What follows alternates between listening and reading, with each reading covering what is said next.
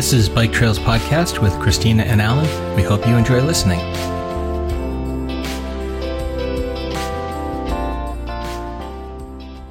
Yesterday we saw the Grand Budapest Hotel in person, and I think it lives up to its reputation. It's incredibly cool and looks almost exactly like it looks like in the film by Wes Anderson. So, Christina, what did you think of Bad Gastein? I think it's a beautiful little village attached on the side of a mountain where I thought, oh my God, how do the houses not fall down? Sure.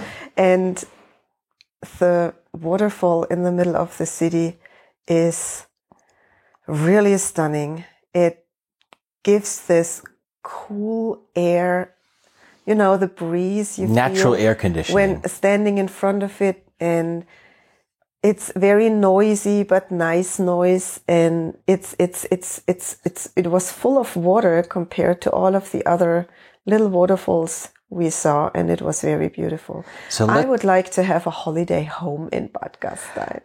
That would be quite nice. I'm not sure I found too many places along the way that I would not like to have a holiday home in. And Bad Gastein would, of course, be one. But let's back up. Where did we start the day? We started the day in Spital an der Drau. And that was fun because we had nothing to do. We just had to faff around and hang out in the town square. We got flooded by the city gardener. That was always very nice. Who, for some reason, is watering trees that are like 90 meters high. I don't know why she would be doing that, but she is. And we just hung out in the park and waited for our train. Then we had a great train ride, which was high above the valley. And through tunnels. Exactly. And the ride was like a touristic scenic ride. It was super cool. It was super cool. We saw castles from the train and the mountain villages and areas, and going through the tunnel was also interesting because it was quite a long time we were going through tunnels. Exactly. And I was thinking constantly, I'm so happy that I don't have to ride this distance bike. Yeah, you checked it out before. And so our 36-minute train ride we took, or we could have had a 11-hour bike ride. 11-hour bike ride with 3,000 or 4,000 meters of climbing. So the €8 in the train was definitely worth it. Mm-hmm. So yeah, but we did get a late start in the day, and that was fine. But coming into Bad Gastein, we came in kind of like at the end of the modern city. The kind of the new city is in the high part of the land, and we came into the train station, and we were greeted with Emperor Franz Joseph I's statue, and he built this very nice train station there. Mm-hmm. And it was very cool, and it looked exactly like out of those times. It was very perfectly restored. It was cool. Then we immediately had lunch. Yes. So after doing nothing the whole day, we had lunch around 2, I think. Yeah. And we had a super yummy lunch directly there at the train station. It was perfect, actually. Truffles, tagliatelle with vegetables and Apfelstrudel. It's because you can do that on holiday. You know, you just go whenever you want. Because we are on holiday, that's super great.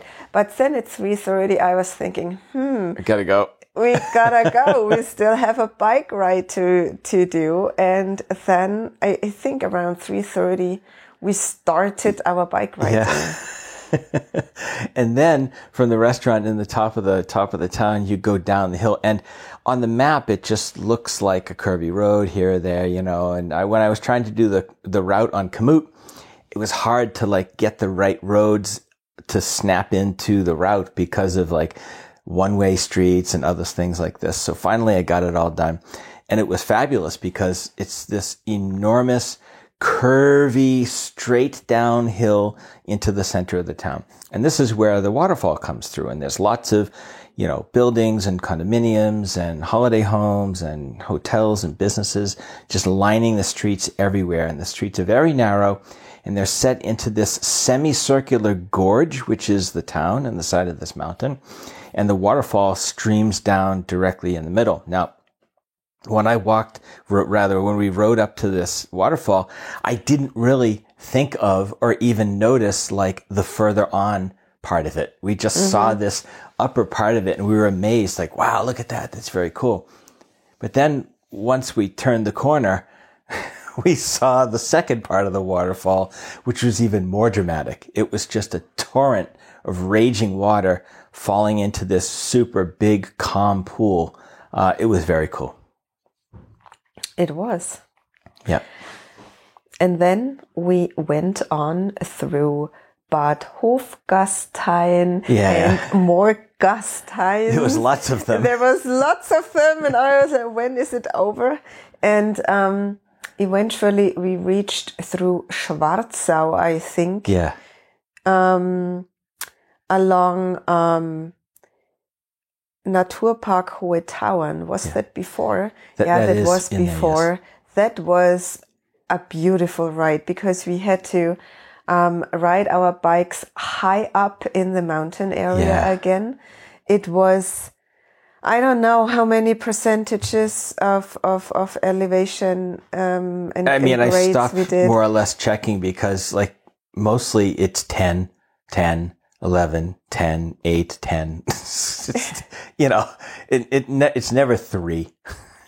No, it was not 3. It was either 0, flat, or 10. 8, 10, 11. Exactly. I think you said the steepest one was 18. Yeah, I don't remember like when that was. This was up by the reservoir. It was terrible. Yeah. The reservoir. Yeah. It was unbelievable. Yeah. But I really thought, wow, it has completely dried out. But then we read that the reservoir in Hohe Tauern is like a balanced one. Yeah, it's 2 reservoirs, high and low, and they run the water down through a pipe to a hydroelectric generation plant. And then they pump the water back up. But I had the feeling it hasn't been used in a while. There's like green grass growing in the bottom of it on a little sandy place. And it seems like maybe it's not in use. I'm going to check it out on the web. Mm-hmm. But one of the cool things that we did that we hadn't done before is we went through like a legit, very long car tunnel. Oh, yes.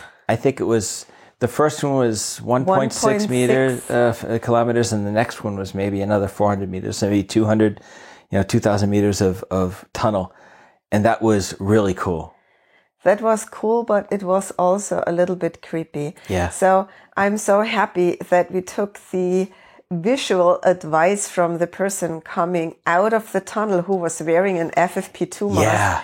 I was so happy that we were riding through with our FFP2 mask because the air, of course, was fine dust, polluted. We could see the front of our masks were a bit gray, actually, when we got coming out of it. Yeah. And I don't understand why the other bikers that came in the different direction it didn't turn their lights on. They didn't have any. So there was 2 mountain bikers coming from the opposite direction. And so we're riding, all the bikes are riding on this raised platform on the right-hand side of the road for both directions. We're sharing this small way.